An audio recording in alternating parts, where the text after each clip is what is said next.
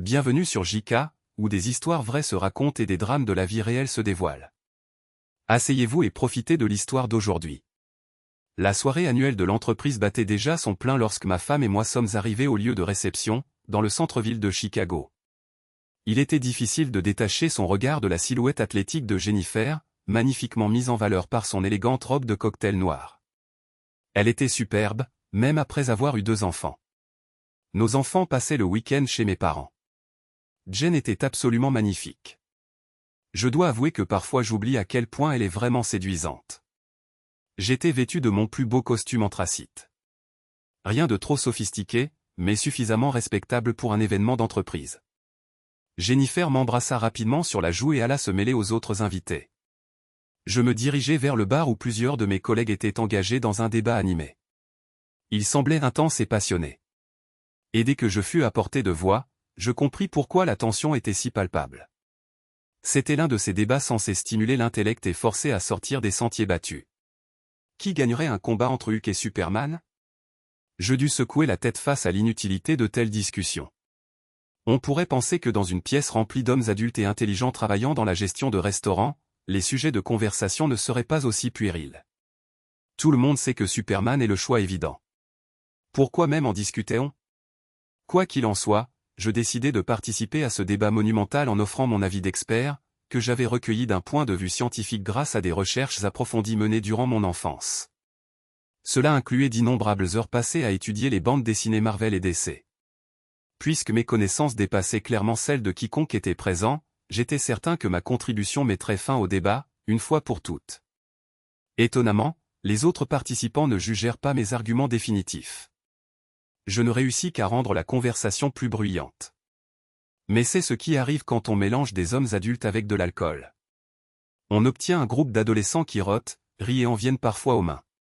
On pourrait penser qu'une salle remplie de femmes élégamment vêtues de robes de cocktail et de robes de soirée attirerait notre attention vers des pensées plus sophistiquées, mais nous en étions là. Nous dûmes finalement tous convenir de reporter la discussion. Il y avait trop d'alcool qui coulait et trop de plaisir à prendre. J'avais l'intention de rester relativement sobre, car je savais que Jennifer n'allait pas être notre conducteur désigné. Nous venions d'arriver et je voyais qu'elle passait déjà un excellent moment. Elle était assise sur le canapé en cuir, à côté de sa meilleure amie Rachel. Rachel portait également une magnifique robe noire et avait clairement mis autant d'efforts dans son apparence que Jennifer. Jennifer et Rachel sont inséparables depuis le collège. Enfant, elles vivaient dans la même rue. Elles sont si similaires que la seule façon pour elles de coexister dans le même espace au même moment est soit en tant que meilleures amies, soit en tant qu'ennemies farouches. Elles parlent de la même manière, s'habillent de la même manière, font presque les mêmes choses et se ressemblent même étonnamment. Les parents des 2 filles agissaient pratiquement comme leurs propres parents. Il y avait une blague récurrente quand elles étaient adolescentes, selon laquelle l'une de leurs mères avait donné naissance à des jumeaux et avait donné l'enfant en trop à l'autre famille. Le seul mystère était de découvrir qui était la vraie mère. D'ailleurs, elles détestaient toutes les 2 cette blague. Rachel était mariée à un homme nommé Brandon. Il s'était marié 2 ans avant Jennifer et moi. À présent, nous étions mariés depuis 6 ans. On pourrait penser que puisque les 2 femmes se ressemblaient à tant d'égards, elles auraient épousé des hommes similaires. Faux. Le mari de Rachel est mon exact opposé. Je suis quelqu'un qui ne fait pas beaucoup de travail physique au bureau. Je suis le directeur de district pour 6 restaurants locaux appartenant à notre entreprise. Bien que je ne porte pas forcément costume et cravate tous les jours, je suis généralement professionnel, au pire. Au cas où vous vous poseriez la question, je ne suis pas un intello ou un type asocial. J'ai joué au baseball au lycée et j'ai même fait de la boxe à l'université. Cependant, ma boxe était plus un hobby qu'une activité sérieuse, mais cela me maintenait en bonne forme. J'avoue qu'après m'être marié et m'être installé dans la vie de famille, mon temps à la salle de sport a considérablement diminué, mais je n'étais pas en surpoids et j'étais toujours en bonne forme.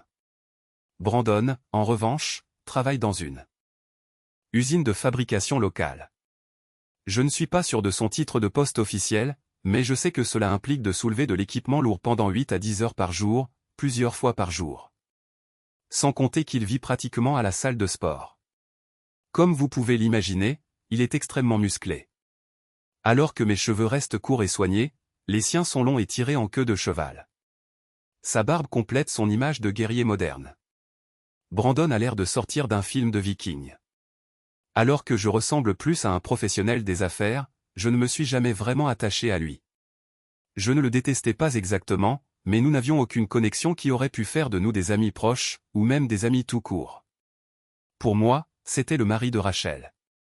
Puisque Rachel était la meilleure amie de ma femme, je le voyais occasionnellement. Je ne l'ai jamais recherché dans un autre contexte, et je n'en avais d'ailleurs aucun désir. Je suis sûr qu'il ressentait la même chose à mon égard. Ce soir-là, il était habillé de ce qui ne pouvait être décrit que comme un style décontracté chic poussé à un extrême inapproprié.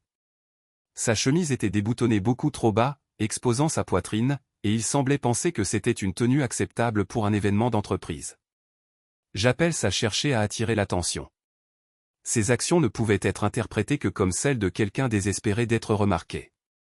Quoi qu'il en soit, ce mannequin raté traînait avec les femmes, comme il le faisait toujours à ce genre de soirée. Il était très dragueur et dépassait souvent les bornes, tombant dans l'inapproprié. Cependant, aucune des deux femmes ne semblait s'offusquer de ses suggestions intimes à peine dissimulées. Souvent, cela les faisait rire et rougir plutôt que de lui dire de s'arrêter. Même Jennifer, ça me dérangeait vraiment. On pourrait imaginer que Rachel trouverait ce comportement gênant. Je sais que Jennifer réagirait différemment si je n'étais pas là. Cependant, Rachel se contentait de rire avec lui. Parfois, elle lui tapotait l'épaule en plaisantant et disait « Brandon, arrête ». Mais elle ne le grondait jamais vraiment, ni même ne le regardait avec désapprobation. Elle semblait fière que des femmes soient attirées par son mari. Brandon était d'humeur particulièrement enjouée ce soir-là. Il avait consommé suffisamment d'alcool pour abaisser ses inhibitions déjà minimes, de sorte que son flirt était évident et persistant. Femme célibataire, femme mariée, peu importait. Il leur touchait le bras, se penchait trop près pendant les conversations et faisait des commentaires suggestifs. J'avais vu plusieurs maris devenir visiblement mal à l'aise lorsque leur femme devenait la cible de tant d'attention, mais personne ne l'a directement confronté à ce sujet. Peut-être étaient-ils intimidés par sa taille. Peut-être étaient-ils trop ivres pour s'en soucier. Peut-être ne voulaient-ils tout simplement pas faire de scène. Je ne sais pas. Cependant, je restais à l'écoute dès qu'il était près de Jennifer. Un geste inapproprié envers ma femme et nous serions partis. Jennifer a dû sentir ma tension car elle est venue vers moi. « Tu t'amuses, Mike ?» demanda-t-elle à voix haute par-dessus la musique. Je hochai la tête et pris une gorgée de ma bière. Je la regardais se balancer légèrement au rythme de la musique tandis qu'elle se tenait à côté de moi. Je remarquai que son regard se dirigeait vers Bran. Dont sans qu'elle s'en rende compte. Elle évaluait discrètement son physique et je sentis quelque chose que je ne voulais pas admettre. De la jalousie. Je l'avoue. Je commençais à être jaloux. Quel genre de personne se présente à une fête d'entreprise habillée comme ça? Jennifer sortit de sa distraction momentanée et se tourna vers moi. Tu connais Brandon, chérie, il faut toujours qu'il soit le centre de l'attention. Je gloussai et pris une autre gorgée de ma bière. Elle eut soudain un goût amer. Jennifer remarqua le changement d'humeur. Chérie, ne me dis pas que tu es jaloux. Pourquoi serais-je jaloux de lui? Je n'ai pas besoin de m'habiller de manière inappropriée pour attirer l'attention des femmes. Jennifer rit d'un air dédaigneux. Bien sûr que non, chérie, dit-elle tandis que son attention revenait à la fête. À mesure que la soirée avançait, plus d'alcool fut consommé, ce qui rendit les gens encore moins inhibés. Au bout d'un moment, Brandon et son comportement de quête d'attention passèrent au second plan, tandis que je traînais avec mes vrais amis et collègues. À un certain moment de la nuit, Brandon commença à faire des avances plus directes à Jennifer. Je ne l'avais pas remarqué au début car je ne l'avais pas vue depuis un moment. Quand je suis allé la chercher, je l'ai trouvée dans le salon annexe du lieu avec Brandon. Ils étaient proches, parlant à voix basse. C'était trop intime à mon goût et ma jalousie s'est instantanément ravivée. Brandon me vit le premier. Je le regardais reculer d'un pas. Jennifer a dû sentir le changement d'atmosphère car elle se retourna et me vit aussi. Elle essaya de me sourire naturellement, mais cela semblait forcé. « Salut, chérie. Je te cherchais justement, dit-elle rapidement. Trop rapidement, vraiment, Jennifer. Je suis au même endroit toute la soirée, répondis-je. Mon ton semblait accusateur, même si j'essayais de le cacher. Elle jeta un coup d'œil nerveux à Brandon, qui nous laissa seuls rapidement et discrètement. « Tu es fâché contre moi, chérie ?» demanda-t-elle, sa voix dégoulinante d'une innocence feinte. De quoi parliez-vous tous les deux? Je te trouve dans ce coin avec lui, chuchotant comme deux adolescents partageant des secrets. Qu'est-ce qui se passe, bon sang, chérie? Arrête. Il ne s'est rien passé entre Brandon et moi. Il flirtait comme d'habitude, c'est tout. Il n'y a pas de quoi en faire un plat. En faire un plat? Qu'est-ce que ça veut dire? Un sourire narquois apparut sur son visage, mais disparut rapidement, remplacé par une expression de sympathie et d'inquiétude. Je suis juste un peu pompette, chérie. Ne fais pas attention à moi. Sur ces mots, elle me tapota la joue et s'éloigna. Brandon et Jennifer ne furent plus vus ensemble pour le reste de la nuit. Crois-moi, j'observais comme un faucon. En fait, c'était presque comme s'ils s'évitaient activement. Je les ai bien vus échanger des regards lourds de sens à travers la pièce. Mais c'était tout. C'était suffisant, plus que suffisant pour faire tressaillir mes instincts de suspicion. Je commençais à me sentir très mal à l'aise. J'avais besoin d'une pause. L'alcool commençait à faire son effet et je devais aller aux toilettes. Alors, je suis monté m'occuper de mes affaires. En sortant de la salle de bain, je suis tombé nez à nez avec Brandon. C'était comme s'il m'avait suivi et m'attendait. « Tu as un problème avec moi, Mike ?» demanda-t-il, ses mots légèrement pâteux. Ses yeux se sont fixés sur les miens avec une intensité qui me mettait mal à l'aise. « Devrais-je avoir un problème avec toi ?» répondis-je, essayant de garder ma voix ferme. « Je ne sais pas, mec. Tu m'as lancé des regards noirs toute la nuit. Si tu as quelque chose à dire, dis-le. Peut-être que je n'apprécie pas la façon dont tu agis avec ma femme. » Il s'approcha, envahissant mon espace personnel. « Ta femme est une femme adulte, Mike. Elle peut parler à qui elle veut. Pas quand ce quelqu'un est complètement inapproprié. » Le visage de Brandon s'assombrit. Inapproprié. J'étais juste amical. Peut-être que si tu lui prêtais plus d'attention au lieu de traîner avec tes collègues ennuyeux tout le temps, elle n'aurait pas besoin de chercher la conversation ailleurs. Ça m'a vexé. Qu'est-ce que ça veut dire? Ça veut dire exactement ce que j'ai dit. Jennifer est une belle femme qui mérite de se sentir appréciée. Quand est-ce que tu l'as vraiment regardée pour la dernière fois, Mike? Je veux dire, vraiment regardée. Je sentis mes mains se serrer en poing. Tu ne sais rien de mon mariage. Je sais ce que je vois, dit-il avec un sourire arrogant.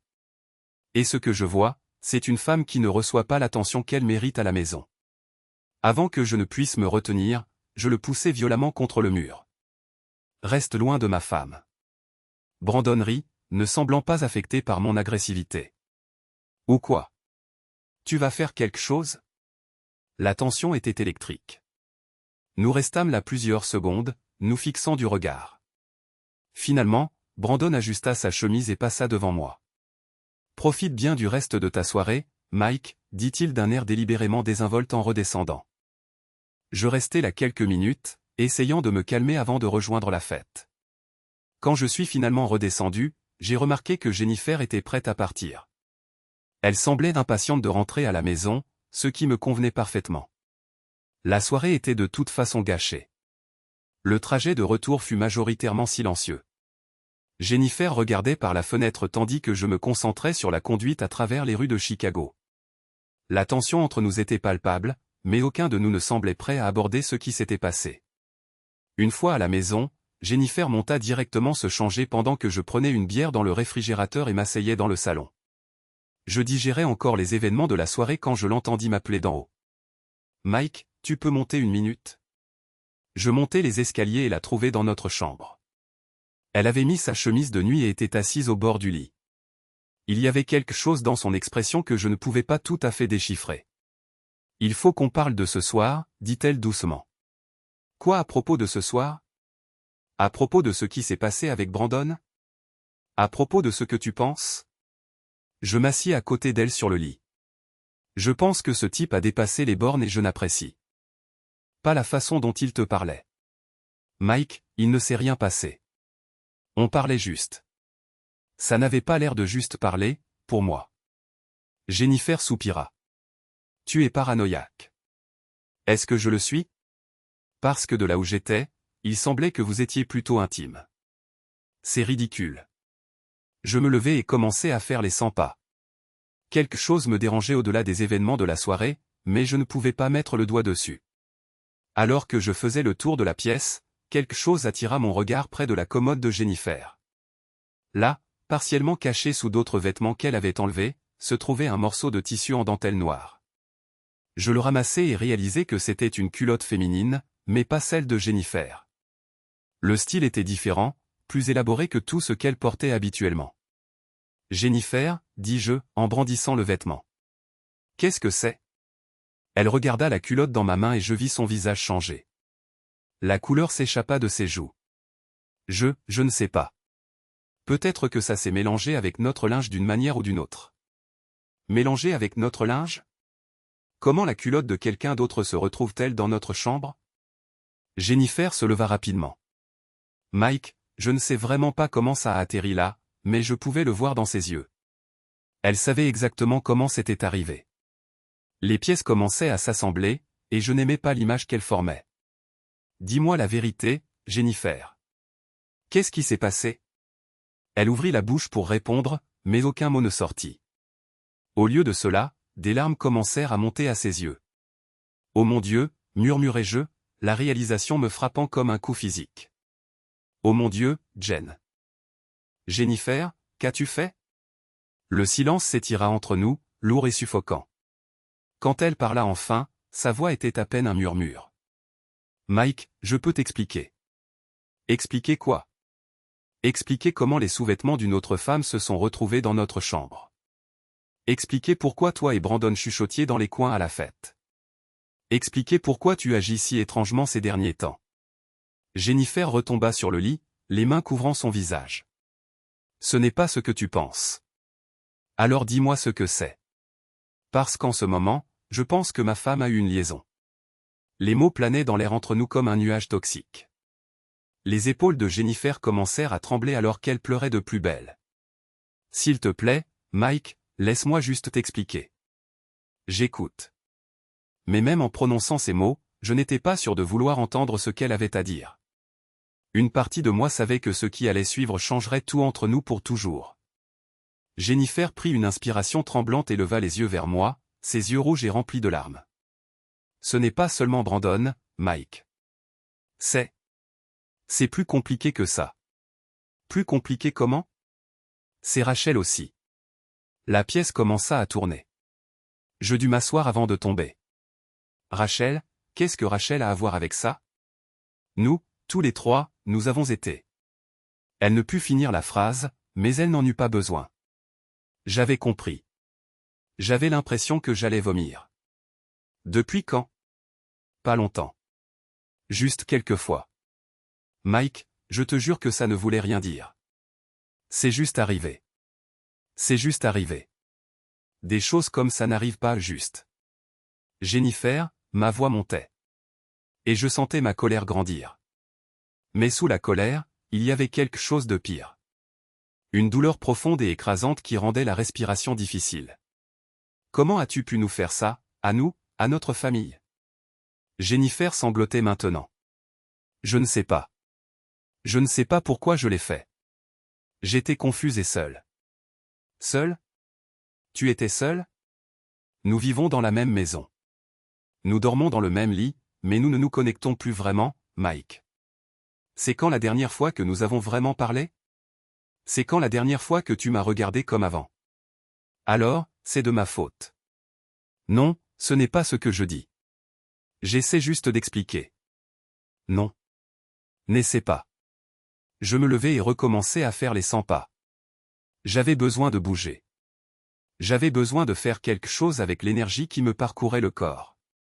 J'ai besoin d'air, ai-je dit finalement. Mike, s'il te plaît, ne pars pas.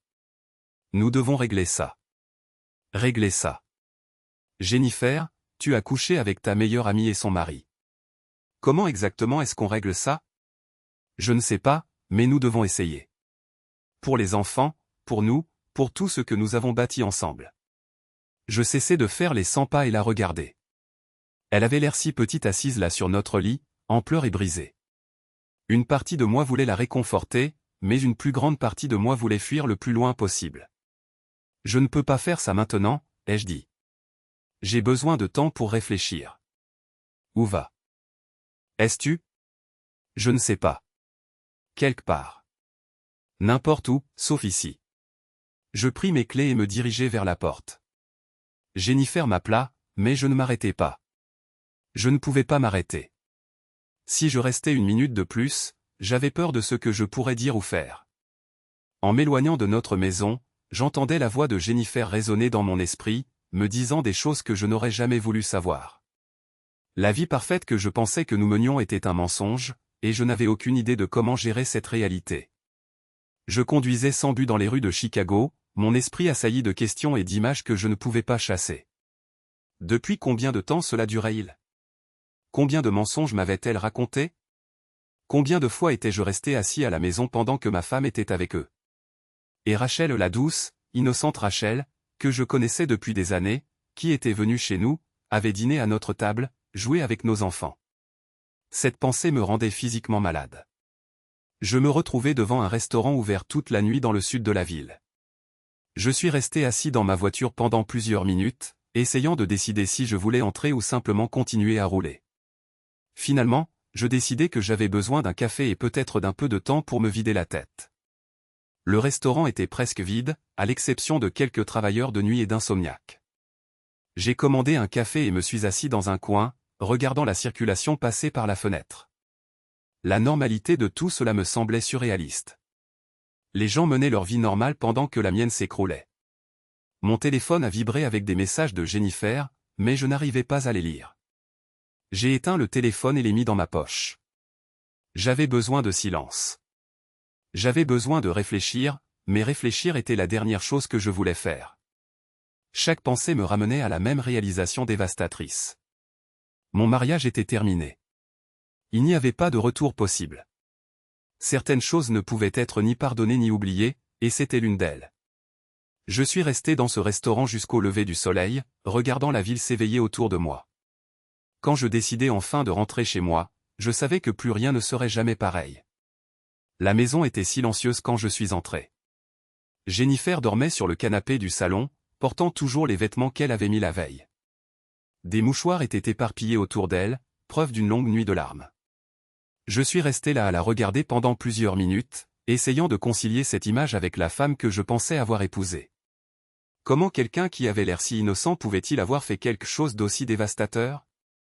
Silencieusement, je suis monté à l'étage et j'ai préparé un sac. Je ne pouvais pas rester ici. Pas encore. Peut-être jamais. J'avais besoin d'espace pour savoir ce qui allait suivre. Et je ne pouvais pas faire ça avec Jennifer qui essayait d'expliquer, de s'excuser et de faire des promesses qu'elle ne pourrait probablement pas tenir. J'ai laissé une note sur le comptoir de la cuisine, lui disant que je la recontacterais bientôt pour discuter des arrangements concernant les enfants. Puis je suis sorti de la maison qui avait été notre foyer pendant 8 ans, je suis monté dans ma voiture et je suis parti. Je n'avais aucune idée d'où j'allais ni de ce que j'allais faire ensuite. Tout ce que je savais, c'est que la vie que j'avais menée était terminée, et que je devais trouver comment en construire une nouvelle à partir des décombres que Jennifer avait laissés derrière elle. Cette histoire est basée sur des faits réels, au cas où vous vous poseriez la question. Je ne suis pas Mike dans cette histoire. Je suis David, celui qui a aidé à organiser la fête d'entreprise. Oui, j'ai un trou dans le mur de la taille de Brandon à côté de la chambre de ma fille. J'ai raconté cette histoire du point de vue de Mike parce que je sentais que cela aiderait les gens à comprendre la colère et l'humiliation qu'il a ressentie. J'ai dû me mettre à sa place en écrivant ceci. Ma femme et moi n'avons pas pu nous empêcher de discuter de ce qui s'était passé après. En fait, c'est un sujet de conversation chez nous depuis lors. Je sais que c'est mal de s'impliquer autant dans la situation de quelqu'un d'autre comme ça, mais c'est comme un accident de voiture. On ne peut s'empêcher de s'interroger sur les détails qu'on ne connaît pas. Rachel n'a pas été surprise quand Mike lui a parlé de la liaison de Jennifer, donc elle savait évidemment ce qui se passait. Étaient-ils vraiment tous les trois ensemble ou un autre arrangement? Honnêtement, la dynamique entre ces trois la rivaliserait avec n'importe quel scénario de film pour adultes. Depuis combien de temps cela durait-il? J'ai aussi remarqué les regards significatifs que Jennifer et Brandon ont échangés à la fête. Il y avait clairement quelque chose. Peut-être que j'y réfléchis trop. Peut-être pas. Il était clair que Mike avait négligé Jennifer physiquement et probablement dans d'autres domaines aussi. Était-ce une excuse pour la tromperie? Je ne pense pas. Cela explique-t-il pourquoi elle a trompé? Absolument. Les femmes dont les besoins intimes sont constamment rejetés seront plus tentées d'avoir une liaison, surtout si le mari montre un intérêt physique pour d'autres femmes au lieu d'elle. Même regarder des films pour adultes peut être considéré comme une forme de trahison si cela donne à votre conjoint le sentiment d'être inadéquat et indésirable. Au fait, Jennifer est vraiment magnifique dans la vie. À mon avis, un homme devrait être complètement inconscient pour ne pas s'intéresser à elle. Mais cela prouve la véracité de ce vieil adage, pour chaque belle femme, il y a un homme qui est fatigué d'être avec elle. La question la plus importante était, que se passerait-il ensuite? Pour l'instant, les quatre gardaient le silence sur la situation. Mais une chose pareille ne pouvait pas rester cachée longtemps. Ce n'était qu'une question de temps. Bien que cette histoire soit basée sur des faits réels, je n'ai pas tout vu de mes propres yeux. J'ai dû prendre des libertés créatives avec certains détails. Par exemple, je n'ai pas entendu la conversation exacte lorsque Mike a confronté Brandon. J'en ai entendu parler par d'autres, donc la formulation exacte a dû être embellie. Je ne savais évidemment pas ce qui se passait dans la tête de Mike, mais je savais ce qui me traverserait l'esprit si j'étais dans sa situation. Je lui ai projeté cela. J'ai sympathisé avec lui et les choix auxquels il était confronté. Jennifer l'avait traité terriblement, quelles que soient ses raisons. Je n'étais pas sûr de choisir la réconciliation ou le divorce dans une situation comme celle-ci. Je dois être honnête, je suis probablement un peu partial puisque Mike est un ami. Et bien sûr, Superman vaincrait sans aucun doute Hulk. Je suis d'accord avec Mike là-dessus. Vision thermique, vol, super vitesse, aucune compétition à moins qu'il n'y ait de la kryptonite. Mais cela n'a rien à voir. Monsieur Chin, on vous demande, annonça mon assistante. Qui est-ce? Sarah. Monsieur Thompson vous appelle, monsieur. Mike. Mike m'appelait. J'essayais de le contacter depuis la scène explosive à la fête de l'entreprise. Jusqu'à présent, lui, sa femme et les deux autres personnes impliquées étaient restés complètement silencieux. Personne n'avait eu de nouvelles d'aucun d'eux. Bien sûr, il y avait des questions. Tant de questions. Comment aurait-il pu en être autrement? La confrontation avait été si publique et humiliante, voire brutale. Elle contenait tous les éléments d'un drame captivant, trahison, violence et un affrontement épique entre David et Goliath. Seulement cette fois, Goliath avait une mâchoire de verre et avait écrit un chèque ivre trop cher pour lui, tandis que David l'avait encaissé avec une fureur authentique. Passez-le, Sarah. Monsieur, il a l'air un peu contrarié. Eh bien, oui. Sa femme l'a publiquement humilié. S'il n'était pas contrarié, je serais inquiet. Merci, Sarah. Je m'en occupe. J'attendis le clic qui signifiait que j'étais connecté. Mike. Salut, mon pote. J'essayais de t'appeler depuis. Je n'osais pas prononcer les mots à voix haute. Depuis que j'ai découvert que ta femme avait une liaison. Oui, eh bien, j'ai eu beaucoup à penser, répondit-il. J'entendais la colère qui bouillonnait encore sous son calme apparent. Même au téléphone, ses émotions étaient claires. Tu veux en parler? Je l'entendis ricaner amèrement. Pourquoi voudrais-je te parler, David? Pour que tu puisses le poster en ligne. Ton histoire excitante a-t-elle besoin d'une suite? Les esprits curieux veulent-ils savoir ce qui est arrivé ensuite à l'idiot qui n'a pas pu satisfaire sa femme? Tes fidèles fans ne peuvent-ils pas attendre de voir comment ma vie tourne? Zut. Il avait découvert l'histoire que j'avais écrite. Maintenant, il n'était pas seulement en colère contre sa femme infidèle, sa meilleure amie infidèle et son amant baraqué. Il était aussi en colère contre moi. Génial.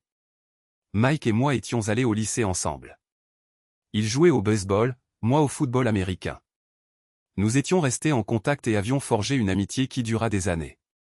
Après l'obtention de notre diplôme, nous nous étions perdus de vue pendant un certain temps.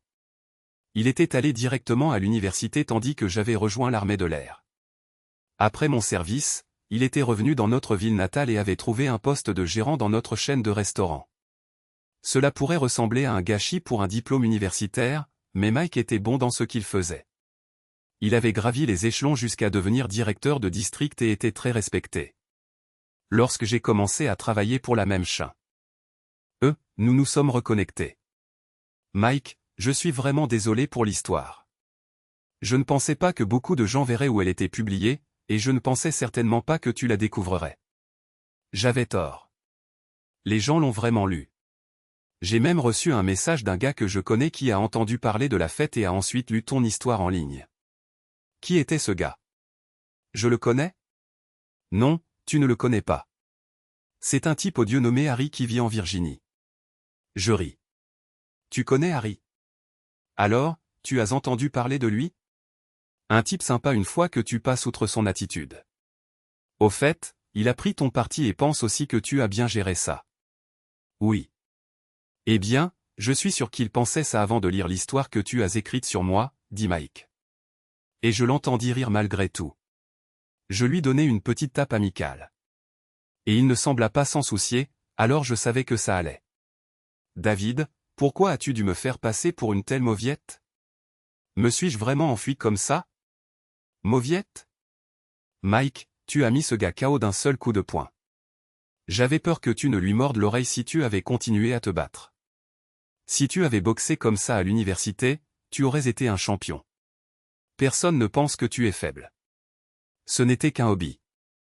Je n'aimais pas me battre, dit-il avec un sourire dans la voix. Mais je l'ai vraiment mis KO, n'est-ce pas? Il y avait un mélange de fierté et d'humour là-dedans. Carrément. Je parie que son ego n'a pas pu supporter ça. Un directeur de district qui terrasse un ouvrier d'usine. Il me faudrait probablement 2 coups de poing pour le refaire, dit Mike en plaisantant. Que s'est-il passé après que j'ai quitté la fête? Je regardais par-dessus mon épaule, m'assurant que personne n'écoutait. Eh bien, après ton départ, ils ont dû traîner Brandon aux urgences. Il s'est avéré qu'il avait une commotion cérébrale. Il voulait porter plainte, mais Rachel et Jennifer l'en ont dissuadé. Jennifer l'a supplié de ne pas le faire. Elle savait que si tu étais arrêté, il y aurait très peu d'espoir de réconciliation. Mike ricana amèrement. Eh bien, il y a peu d'espoir de toute façon. Alors, que s'est-il passé après ton départ? Tout ce que nous avons entendu, c'était le bruit des pneus sur la route et le rugissement de ton moteur. J'ai voulu te suivre, mais ma voiture était bloquée. J'avais peur que tu aies un accident. Tu n'as répondu à aucun de nos appels. Oui, eh bien, j'avais besoin de partir de là et de réfléchir. Je ne pouvais pas supporter que tout le monde me regarde et me juge. J'avais besoin d'espace. Alors, tu es allé chez tes parents. Cela a dû être assez terrible pour toi d'y retourner. Oui, eh bien, la vie vous met parfois au défi. La seule façon d'y faire face est de faire quelque chose que vous ne feriez pas normalement. Mike commença à raconter ce qui s'était passé cette nuit-là. Je conduisais frénétiquement dans les rues secondaires qui menaient hors de la zone. Pour être honnête, je n'avais aucune idée d'où j'allais. Les panneaux stop, les limites de vitesse, les feux de signalisation, rien de tout cela n'avait d'importance. Je conduisais comme si j'étais le seul à compter sur la route. Puis j'entendis ce son. Je me tournai et regardai le siège passager. C'est alors que je reconnus la sonnerie de Jennifer. Son beau visage illuminait l'écran de mon téléphone, me souriant avec ce sourire affectueux figé dans le temps. Je me souvenais avoir pris cette photo.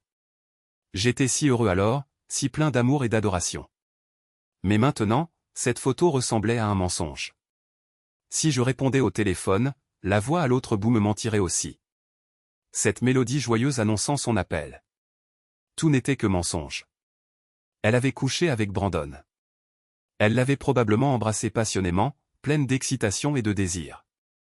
Je parie que l'idiot avait adoré. La femme d'un autre homme couchant avec lui. Quel droit avait-il? J'étais celui qui est resté à ses côtés quand elle était malade. J'étais avec elle dans la salle d'accouchement à 2 reprises, lui tenant la main et essuyant sa sueur. J'étais celui qui avait promis de l'aimer dans la maladie comme dans la santé. C'est moi qui lui avais dédié ma vie. Le téléphone n'arrêtait pas de sonner, me tourmentant avec ses mensonges. Il s'arrêtait 1 minute, puis recommençait. Finalement, je l'ai éteint et j'ai retiré la batterie. Le silence. Plus de mensonges. J'ai roulé sans but dans la ville pendant ce qui a semblé une éternité. Mon corps devait être en pilote automatique car mon esprit s'était éteint pour se protéger de la surcharge. Les images des événements de cette nuit et pire encore, les événements que j'imaginais s'être déroulés entre ma femme et ce gorille me rendaient fou. Ce n'est que lorsque j'ai levé les yeux et vu la maison de mes parents devant moi que la réalité m'a frappé. Je ne me souvenais pas à y avoir conduit. Apparemment, mon subconscient m'avait ramené à mon lieu d'enfance. J'ai coupé le moteur et je suis entré. Chaque enfant a une clé de la maison de ses parents, même s'il a juré de ne jamais y retourner. Enfin, peut-être pas tous les enfants, mais moi si. Il était tard. Le salon où j'avais grandi était sombre. Rien n'avait changé au fil des décennies. Le canapé, la table basse, la lampe, tous les meubles étaient exactement les mêmes, aux mêmes endroits que dans mes souvenirs. Je pouvais m'y déplacer les yeux fermés. Étrangement, j'y ai trouvé un certain réconfort. Cette nuit a tout changé pour moi en un instant. J'ai toujours été sceptique lorsque les gens racontent que leur monde entier a changé en un instant, sauf en cas de tragédie, bien sûr. Cette nuit m'a fait devenir croyant. Tout ce que je savais de ma vie a été chamboulé en une seule conversation ivre avec un Néandertal. Retourner dans l'environnement familier où j'avais grandi m'a donné un sentiment de stabilité. Après un tremblement de terre qui détruit des bâtiments et laisse le sol brisé, ce que les gens désirent le plus, c'est la stabilité. C'est vraiment ce dont j'avais besoin à ce moment-là. Pour l'instant, j'étais en sécurité à la maison. Comment tes parents ont-ils réagi? Qui est là? J'ai entendu ma mère crier. Je pouvais l'imaginer accroupie dans un coin avec une batte de baseball, prête à casser la figure à un visiteur indésirable. C'est moi, maman, Mike, ai-je dit. La lumière s'est soudainement allumée. Surchargeant momentanément ma vision, j'ai dû plisser les yeux pour éviter de devenir aveugle. Pourquoi, au nom de tout ce qui est sacré, traînes-tu dans l'obscurité? Tu essaies de me donner une crise cardiaque? Moi aussi je suis content de te voir, maman. Tandis que mes yeux s'adaptaient, j'ai été accueilli par une dame âgée en pyjama fleuri, ses cheveux enroulés dans des bigoudis. Pourquoi es-tu ici si tard? Et pourquoi es-tu habillé comme un idiot? Droit au but. Ça, c'est ma mère. Jusqu'à ce moment, j'avais oublié que je portais encore la majeure partie de mon costume de la fête. Bien qu'à présent, il était froissé et débraillé. C'est une longue histoire. Maman, écoute. Je vais rester ici un moment. Les enfants rentreront demain, mais je reviendrai. Je t'en parlerai, mais je ne veux pas en discuter devant les enfants. D'accord. Vous remarquerez que je ne lui ai pas demandé la permission de rester. Je l'ai simplement informé de mes intentions. Cela pourrait sembler étrange à la plupart des gens, mais pas à nous.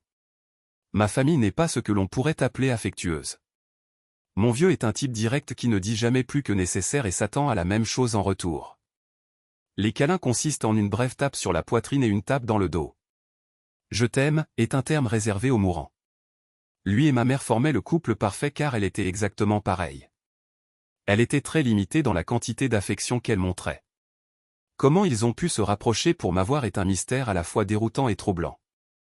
Honnêtement, je pense que personne d'autre n'aurait pu supporter l'un ou l'autre. Ils étaient destinés à se trouver ou à souffrir seuls dans ce monde. Bien, Mike. Tu sais où sont toutes les choses. Je retourne me coucher. Sa silhouette frêle a disparu au coin du couloir et monté les escaliers. Avant de partir, elle a crié « Et ferme la porte derrière toi ». Alors, qu'as-tu fait le lendemain matin, ai-je demandé. J'ai décidé d'allumer mon téléphone et d'évaluer les dégâts. 29 appels manqués, 15 de Jennifer, quelques-uns de toi et quelques-uns d'autres personnes présentes à la fête. Je n'ai répondu à aucun d'eux. Sans doute, tout le monde voulait des informations sur mes allées et venues après cette scène humiliante. Après plusieurs heures de sommeil agité, j'étais toujours en souffrance. J'étais toujours en colère.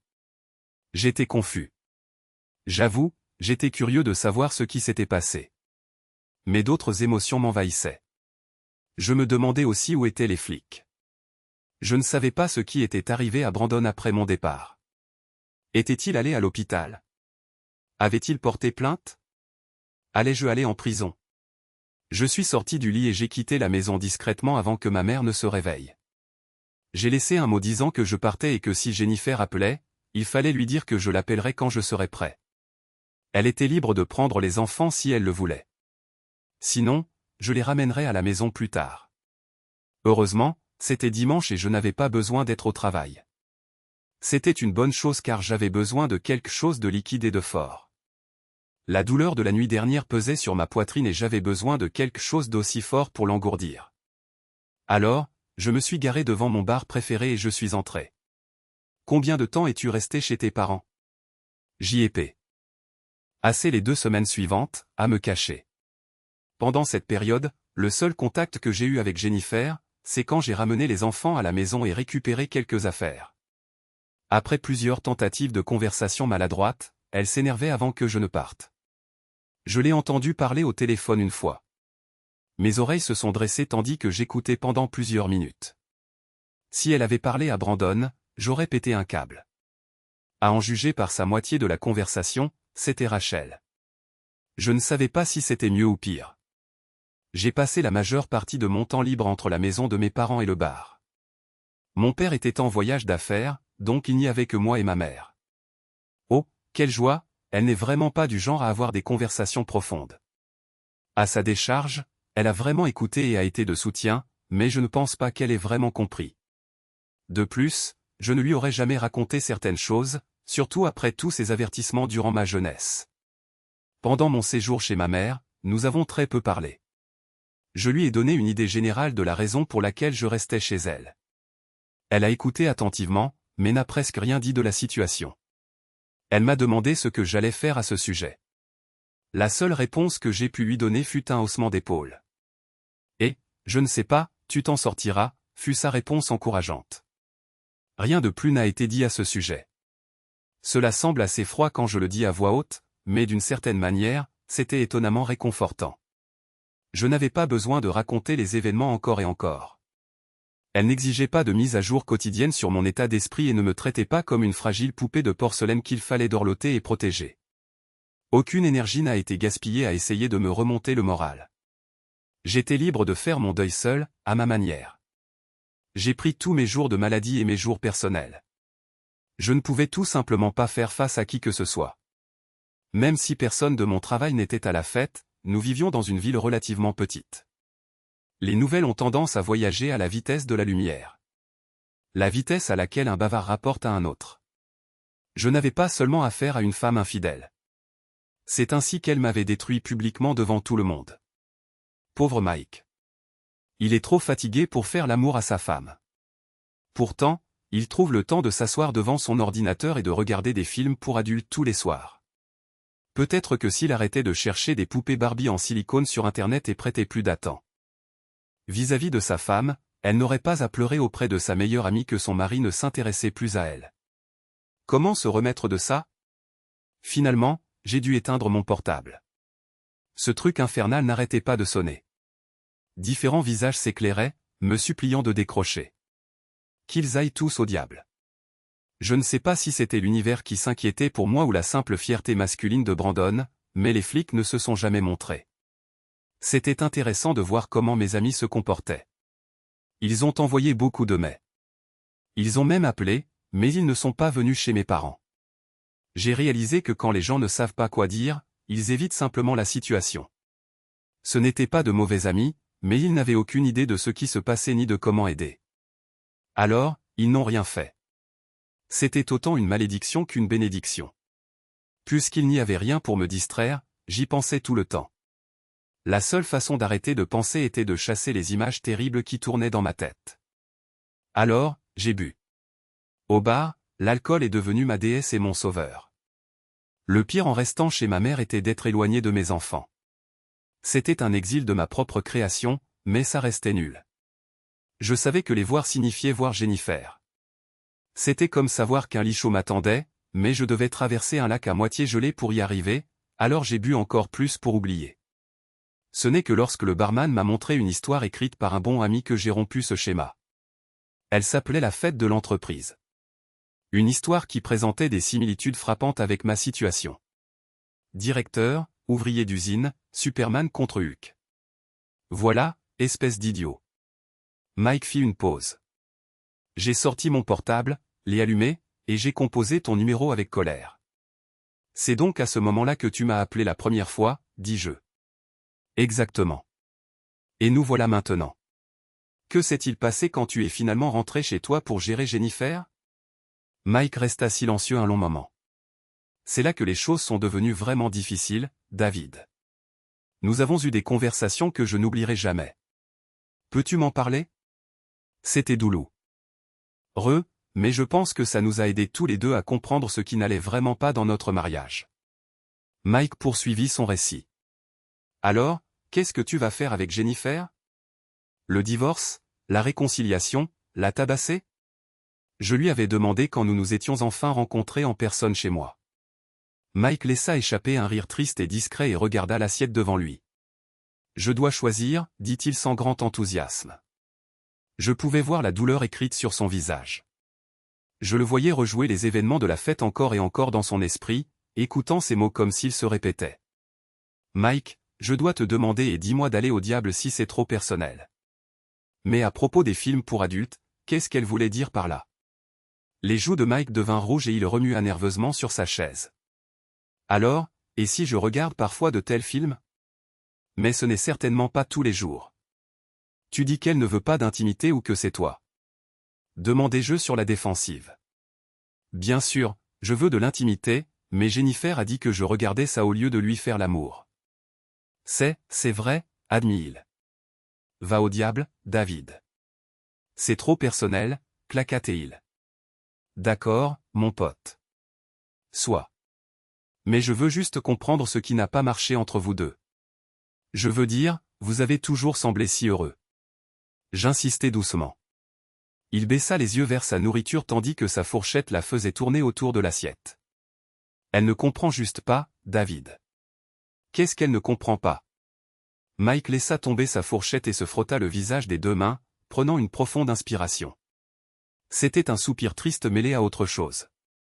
Peut-être de la culpabilité. Je travaille 10 à 12 heures par jour. Si j'ai de la chance, je ne travaillerai que 5 jours par semaine. Quand je rentre à la maison, je suis fatigué et stressé. Je gère des investisseurs en colère, des clients en colère, des managers en colère, des plaintes de harcèlement, des plaintes de discrimination, et tout le reste.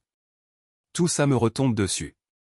S'il se passe quelque chose dans les restaurants, comme un client idiot qui prétend avoir vu un rat et essaie de nous extorquer de la nourriture gratuite. Je dois m'en occuper, expliqua-t-il, la voix lourde d'épuisement. Il prit une inspiration comme pour continuer. J'attendis patiemment qu'il vide son sac. Jennifer a besoin de beaucoup de préliminaires. Je veux dire, beaucoup. Je dois passer 30 minutes juste aux préliminaires.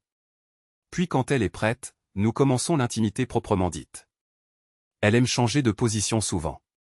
En plus de ça, elle veut que je parle pendant, que je lui dise à quel point elle est belle, à quel point je la désire. J'aime ma femme.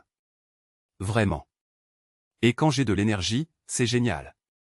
Je connais des gars qui se plaignent que leurs femmes sont frigides ou sans imagination ou qui veulent juste en finir. Jennifer n'est rien de tout ça.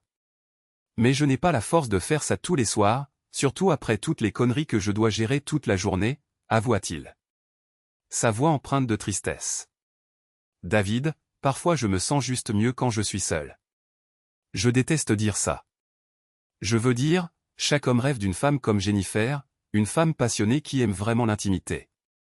J'ai de la chance de la voir, je sais, mais sa voix s'éteignit et il regarda dans une autre direction. Cela rend difficile d'accepter la douleur causée par le mariage. C'est difficile de voir le rôle que tu as joué dans ta situation, continua-t-il. Je fais tellement pour elle, pour les filles. Je me tue à la tâche pour leur donner tout ce que je n'ai pas eu enfant. Mon père était très économe. Il ne m'achetait que ce dont j'avais besoin. Je veux plus pour mes filles et j'aime passer du temps avec elles. Elles sont mon monde. Mais parfois, j'aimerais juste ne rien faire pour quelqu'un d'autre. Quand je rentre à la maison après avoir géré toutes les conneries au travail, je ne veux pas toujours être un père ou un mari ou un patron. Je crois que j'ai un peu manqué d'être juste moi, admit-il, sa voix brisée par l'émotion. Combien de temps s'était-il écoulé depuis que vous aviez fait l'amour, tous les deux? Je veux dire, avant la fête, demandai-je doucement, sentant sa vulnérabilité. Je ne sais pas, David. Je ne sais vraiment pas. Je n'avais même pas réalisé que tant de temps s'était écoulé, répondit-il en secouant la tête. J'acquiesçai, la compréhension m'envahissant. Puis je vis de la colère jaillir dans ses yeux.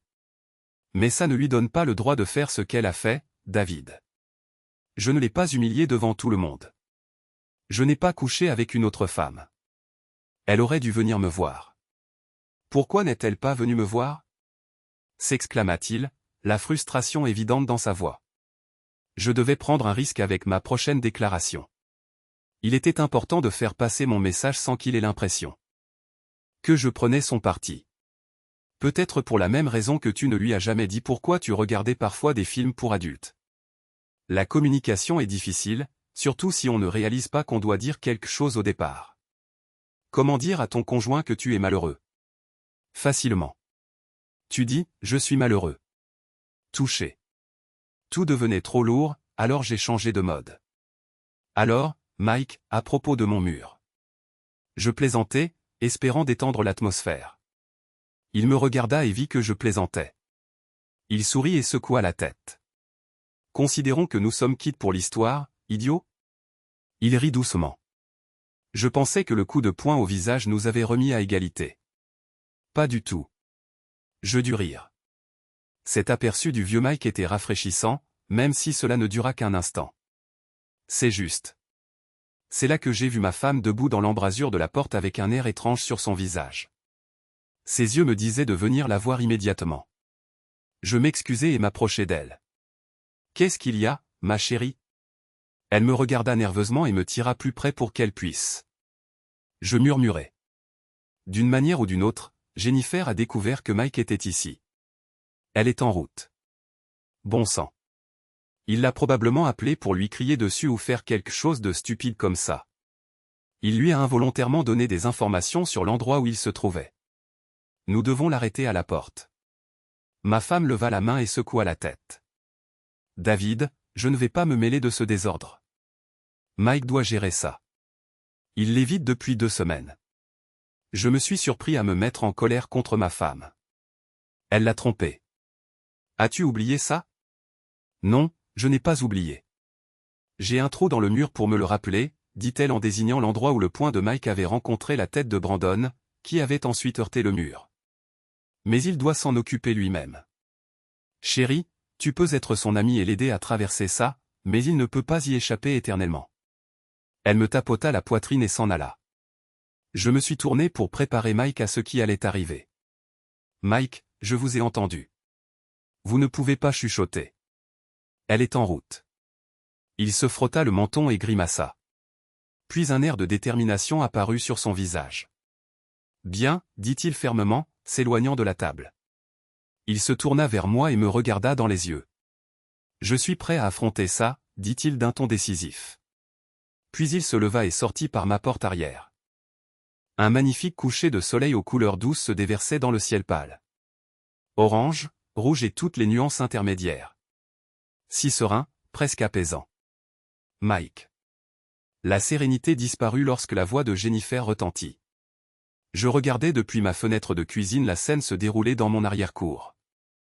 Mike ne répondit pas à l'alarme dans sa voix qui annonçait l'arrivée de sa femme infidèle. Il ne se retourna même pas pour la regarder. Il garda simplement les yeux fixés sur le ciel au-dessus de lui. Mike, je te cherche partout, chérie. Elle n'aurait pas pu choisir une pire façon de commencer cette conversation. J'étais au même endroit toute la nuit, marmonna Mike délibérément, répétant les mots exacts qu'il lui avait dit lorsqu'il les avait surpris, elle et Brandon, en train de chuchoter ensemble dans le salon lors de la fête il y a quelques semaines. Elle le regarda, confuse, comme si elle ne comprenait pas sa réponse. Mike, il faut qu'on parle. Il hocha la tête en signe d'accord. Du coin de l'œil, il pouvait voir sa détresse. Il ne la regarda pas directement en face, mais cela semblait être un spectacle déprimant. Yeux gonflés, joues rougies, une expression renfrognée. Du moins, c'est ce que sa voix laissait entendre. « Je t'aime, chérie » commença-t-elle. « C'est un mensonge. » Mike l'interrompit. « Mike, arrête ça » plaida Jennifer. « Arrête, c'est tout. Tu ne peux pas m'aimer et m'humilier comme tu l'as fait.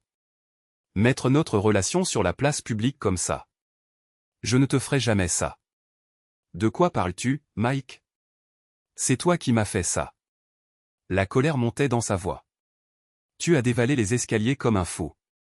Puis, devant tout le monde, tu as demandé à Rachel si elle savait que je couchais avec son mari. Devant tout le monde. Si tu voulais parler en privé, tu m'aurais prise à part et tu m'aurais crié dessus dans la voiture. Mais non, tu as été le premier à étaler ma vie privée. D'une certaine manière, elle avait raison. Mike ne voyait pas les choses de cette façon quand c'est arrivé. Il était aveuglé par la rage. D'accord, Jennifer, je suis d'accord avec ça. Mais ce n'est pas moi qui ai commencé. Ton petit ami m'a confronté et a commencé à me dire quel mari minable j'étais devant d'autres personnes. J'ai géré ça du mieux que j'ai pu. J'étais furieux, légitimement en colère. Aurais-je pu gérer ça différemment? Mike fit une pause pour contrôler ses émotions. Mais je n'ai trompé personne. Tu n'as pas eu une femme qui est venue te mettre ma trahison sous le nez. Il la regarda droit dans les yeux. Jennifer vit la colère s'évanouir, remplacée par le remords et la culpabilité. Je sais, Mike, murmura-t-elle. Sais-tu, Jennifer? Vraiment? Jennifer vit ses yeux se rallumer. Tu ne m'as peut-être pas trahi physiquement, Mike, mais tu n'étais pas avec moi émotionnellement. Te souviens-tu de la nuit où je t'ai demandé de l'intimité et que tu m'as repoussé? Mike secoua la tête. C'était le jour de mon anniversaire. Je me suis acheté de la belle lingerie de chez Victoria's Secret. C'était magnifique. Je me suis baigné dans des bulles parfumées, me préparant et pensant à la nuit à venir. J'ai frotté tout mon corps avec une lotion qui sentait l'eucalyptus. J'ai passé 1 heure à me coiffer et à me maquiller. Te souviens-tu de cette nuit-là? Demanda-t-elle. Mike se souvenait en fait de cette nuit-là. C'était le jour où il avait dû licencier Frank, l'un de ses adjoints, qui était devenu un bon ami au fil des ans. Frank était accusé d'avoir une relation inappropriée avec l'une de ses subordonnées. Mike l'avait défendu avec acharnement, certain que Frank ne ferait jamais quelque chose d'aussi imprudent. Cependant, la femme avait des messages textes comme preuves accablantes. Mike était dévasté. C'est lui qui avait promu Frank, l'avait soutenu, et quand tout s'est effondré, Mike a été le seul à devoir gérer les conséquences. Comme on peut l'imaginer, il n'était pas de très bonne humeur ce soir-là. Mais il n'avait pas oublié l'anniversaire de Jennifer. Il avait réservé dans son restaurant préféré et était prêt à l'emmener dîner. Cependant, la seule chose que Jennifer voulait cette nuit-là, c'était de l'intimité. Toi et moi sommes allés dîner pour ton anniversaire et ensuite nous avons fait l'amour cette nuit-là. Jennifer, je me souviens. Mike dit qu'elle secoua la tête tristement. Nous avons dîné. Mike, tu n'as même pas pu en profiter. Puis, quand j'ai essayé d'initier de l'intimité, tu m'as repoussé et tu as dit que tu étais fatigué. C'est pourquoi je t'ai laissé de l'espace. Sa voix se bloqua dans sa gorge et elle déglutit pour la dégager. Mike savait qu'elle n'avait pas fini, alors il attendit qu'elle continue. Puis je me suis réveillé au milieu de la nuit. Je t'ai vu devant ton ordinateur regarder des films pour adultes et te satisfaire. Les mots sortirent d'elle avec force. Puis elle s'effondra. Son corps trembla alors qu'elle essayait de pleurer silencieusement, mais n'y parvint pas. Mike s'assit à côté d'elle, incapable de prononcer un mot. Il commença à comprendre. Entendre sa perspective sur les choses lui ouvrit les yeux. Jusqu'à ce moment-là, elle avait été une infidèle maléfique dans son esprit. Maintenant, il n'était plus sûr de qui elle était. Je comprends, Jennifer. D'accord, je t'ai prise pour acquise. Comprends-tu vraiment ça, Mike? Sais-tu à quel point cela m'a dévasté? Sais-tu à quel point il est douloureux de réaliser qu'à ton meilleur, tu n'es pas assez femme pour satisfaire ton mari? La voix de Jennifer tremblait d'émotion. Je ne pense pas que tu saches. Après ça, je me suis dit que je ne te demanderai plus d'intimité. Je voulais que tu me le demandes, mais tu ne l'as jamais fait. C'est pourquoi tu as couché avec Brandon. Est-ce qu'il t'a fait te sentir femme? Elle renifla à côté de lui et s'essuya le nez sur sa manche. Oui, Mike. Lui et Rachel l'ont fait. Bon sang. Rachel aussi. Rachel et moi nous sommes saoulés une fois au lycée. Nous avons fait quelque chose cette nuit-là. Au matin, nous étions si embarrassés que nous avons juste mis ça sur le compte de l'alcool et fait comme si rien ne s'était passé. Eh bien, un peu plus de 10 ans plus tard, je suis venu la voir en larmes. Il y a quelques semaines, me sentant comme la femme la plus inférieure sur Terre, je suis allé chez elle. Je me sentais si déprimé, si brisé. Je lui ai dit que j'avais besoin de me saouler et nous avons bu. Le sentiment d'infériorité a commencé à s'estomper, mais il n'a pas disparu. Et comment vous êtes-vous retrouvés au lit avec elle et Brandon? Brandon est rentré du travail et nous a trouvés complètement ivres. Rachel lui a parlé de mes problèmes. Il a commencé à me dire à quel point j'étais belle, à quel point il me trouvait attirante. Rachel lui a dit qu'elle était d'accord avec lui. C'est là que l'histoire de nous au lycée est sortie. Il est devenu si excité à ce sujet qu'il nous a dit de nous embrasser. Nous étions si ivres que nous l'avons fait. Tout a commencé par un baiser joueur. Mais avant que je m'en rende compte, nous nous embrassions vraiment. Quand j'ai finalement rompu le baiser, je me suis retourné et l'ai vu à côté de moi. Quand il s'est penché, je n'ai pas résisté. À partir de ce moment-là, tout a dégénéré. Combien de fois as-tu eu des relations intimes avec eux? Elle se tourna pour regarder le ciel maintenant sombre au-dessus d'eux et murmura, 2 fois. Ça faisait mal. L'incident en état d'ivresse était déj. Assez grave, Mike aurait peut-être pu se remettre de ce coup. Mais savoir qu'elle y était retournée était une toute autre affaire. Alors à la fête, dans l'espace lounge, de quoi avez-vous parlé, toi et Brandon? Ses yeux brillèrent de colère et d'un peu de culpabilité en se souvenant. Il était ivre. Il me disait à quel point ma robe était sexy et qu'il voulait que je vienne chez eux ce soir-là pour m'amuser. J'avais peur que quelqu'un nous entende, alors j'ai essayé de le faire taire. Je lui ai dit que j'avais fait une erreur et que nous ne pouvions plus faire ça tous les trois. Puis il a commencé à devenir agressif. Il a commencé à me toucher de manière inappropriée. C'est à ce moment-là que tu es arrivé. Oui. Je pensais que mes soupçons étaient confirmés. N'est-ce pas ce que tu m'as dit? Elle se mordit la lèvre et secoua la tête. J'étais en colère, Mike. Voir Brandon me harceler ainsi m'a rappelé que tu ne me valorisais pas. Avais-tu l'intention d'aller chez lui plus tard pour t'amuser puisqu'il t'appréciait? Elle secoua la tête et le regarda dans les yeux. Non, j'espérais que tu me le demanderais enfin. J'ai choisi cette robe parce que je savais que tu l'aimais. Tu m'as dit une fois comment tu étais tombé amoureux d'un personnage qui portait quelque chose de similaire.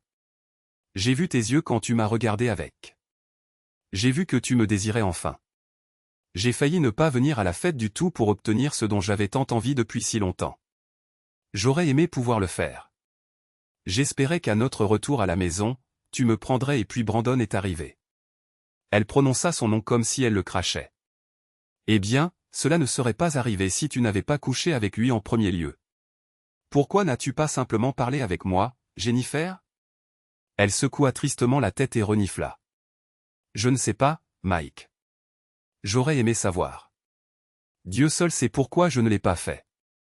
Eh bien, je suppose qu'il y a assez de culpabilité comme ça. Elle se tourna vers lui avec de l'espoir dans les yeux.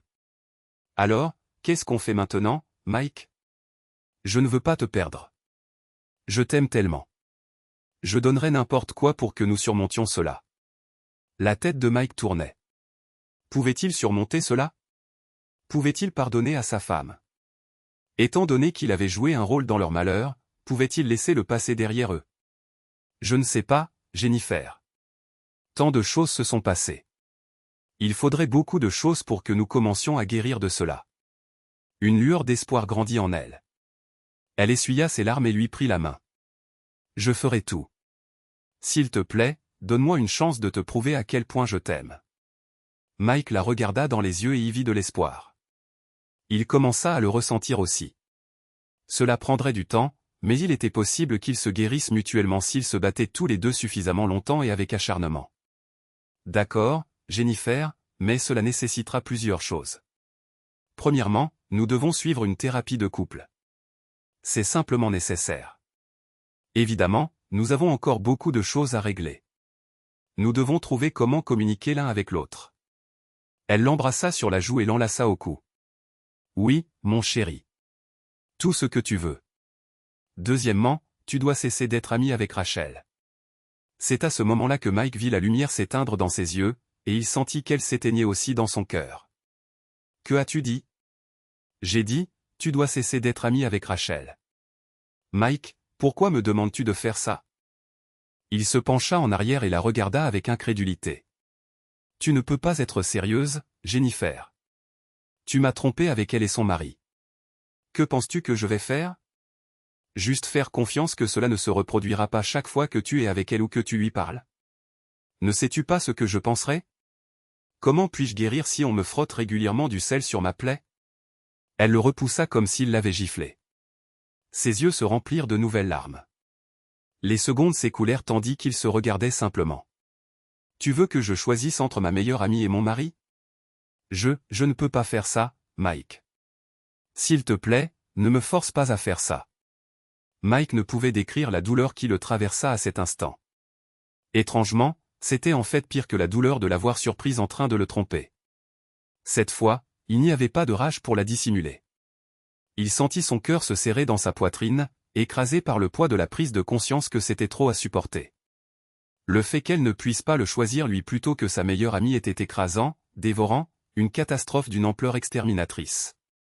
La femme qu'il aimait le plus au monde ne l'aimait pas de la même manière. Il n'était pas son amour unique et exclusif. Il était l'un d'eux. Il partageait le trône dans son cœur avec une autre. Brandon passa maintenant au second plan. Mike ne se souciait plus de lui. Il était le moindre de ses problèmes. Fais ton choix, Jennifer. Jennifer ne pouvait pas rompre ses liens avec Rachel. Ce lien était évidemment trop fort. Il rivalisait tellement avec son amour pour Mike qu'elle n'était pas prête à y renoncer, même au prix de son mariage. Malheureusement, ils divorcèrent un peu moins d'1 an plus tard. Cela a pris si longtemps parce que Jennifer a fait tout ce qui était en son pouvoir limité pour l'empêcher. Elle s'est même humiliée à un tel point que Mike n'aurait jamais cru voir quelqu'un d'aussi fier qu'elle faire ce qu'elle a fait. Elle est venue à son travail et l'a supplié de ne pas la quitter devant tout le monde. C'était un plaidoyer déchirant qui a mis mal à l'aise tous ceux qui en ont été témoins. Même moi, j'espérais secrètement qu'il lui donnerait une autre chance. Mais Mike ne supportait plus d'être à nouveau près d'elle tant qu'elle refusait de renoncer à son amitié avec Rachel. Il estimait qu'il ne devrait pas avoir à partager son trône dans son cœur. En substance, il avait raison. Aucun conjoint ne devrait avoir à partager cette position primordiale. Maintenant, 1 an plus tard, les blessures sont encore profondes. Il n'y a pas eu de guérison facile pour aucun d'entre eux. Tous deux gèrent les enfants du mieux qu'ils peuvent. Ils essaient de ne pas se rabaisser mutuellement devant leurs enfants. Cependant, j'ai passé de nombreuses nuits à être l'épaule sur laquelle mon ami pouvait pleurer. Cependant, une bonne chose s'est produite cette année à la fête de l'entreprise. Il a amené une fille. Elle n'était pas habillée de manière provocante, et elle est peut-être une relation pansement et non son prochain grand amour. Mais trouver une relation pansement est quand même un pas en avant. Dans la vraie vie, les gens ne se remettent pas d'une perte amoureuse immédiatement. C'est un processus étape par étape. Le cœur guérit progressivement, pas d'un seul coup. Jennifer, Brandon et Rachel ne sont pas venus à la fête de cette année. Ils ont cessé de communiquer avec le reste d'entre nous. Rachel soutient toujours son ami et accuse toujours Mike d'être injuste, d'avoir essayé de forcer Jennifer à faire un choix impossible. À mon avis, ce choix n'était pas impossible du tout. Jennifer ne voulait tout simplement pas être mariée autant qu'une épouse aimante devrait vouloir l'être. Elle a dit qu'elle était prête à tout faire. C'est drôle comme les gens lancent des mots comme « tout ». Ce qu'ils veulent vraiment dire, c'est qu'ils feront ce qu'ils veulent faire, ce qui ne leur coûte rien d'important personnellement. Je suis sûr qu'elle était prête à être sa partenaire dévouée ou à jouer la femme au foyer aimante, mais quand cela lui a coûté quelque chose qu'elle appréciait indépendamment, son mariage ne valait pas le sacrifice. À mon avis, il est mieux sans elle.